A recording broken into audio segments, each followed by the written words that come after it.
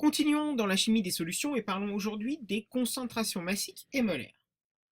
Pour commencer, la concentration massique d'une espèce A dissoute en solution se note C indice M et entre parenthèses A où vous aurez le symbole de l'atome ou la formule brute de la molécule. S'exprime en grammes par litre. On va voir pourquoi.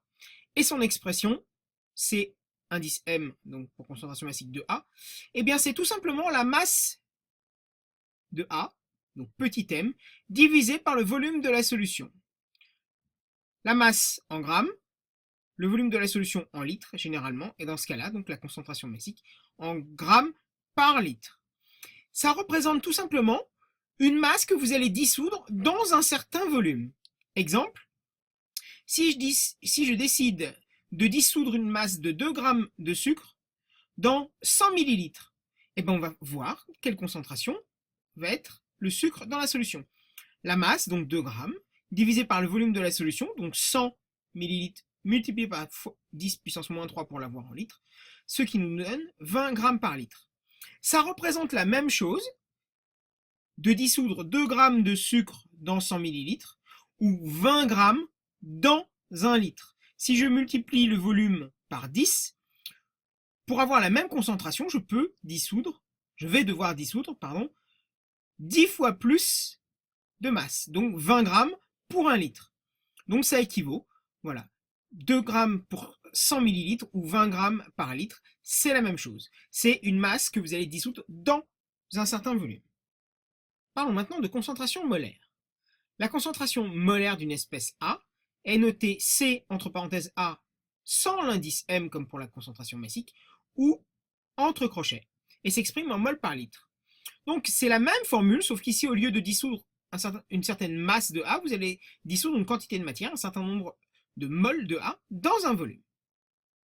Donc la concentration molaire est en mol par litre, puisque la quantité de matière de soluté A dissoute est en mol, et le volume en litres. Exemple, je décide de dissoudre 3 moles de chlorure de sodium dans 100 ml, donc 3 divisé par 100 fois 10 puissance moins 3, j'aurai 30 moles par litre de chlorure de sodium. Sa concentration molaire sera de 30 moles par litre.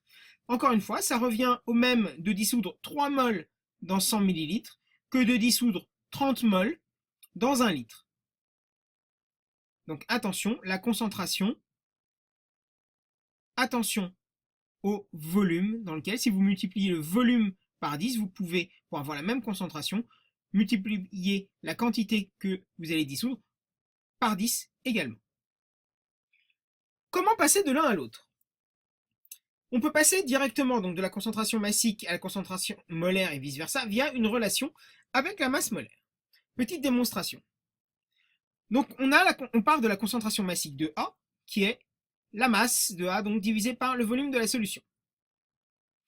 Vous connaissez cette formule qui relie la masse et la quantité de matière. Vous savez que la quantité de matière, N, c'est M divisé par grand M. Donc si je veux isoler la masse, grand M, je le fais passer ici pour la masse molaire.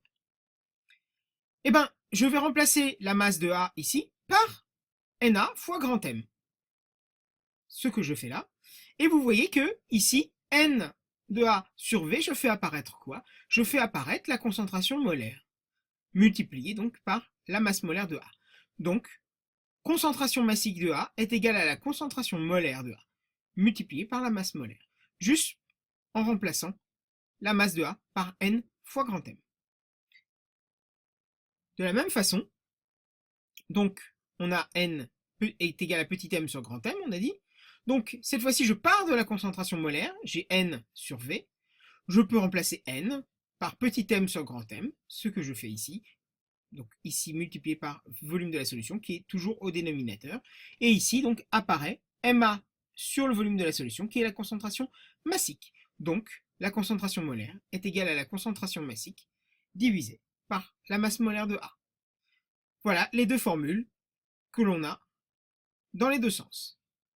Donc on aurait pu, à partir de la première, retrouver la deuxième, bien sûr.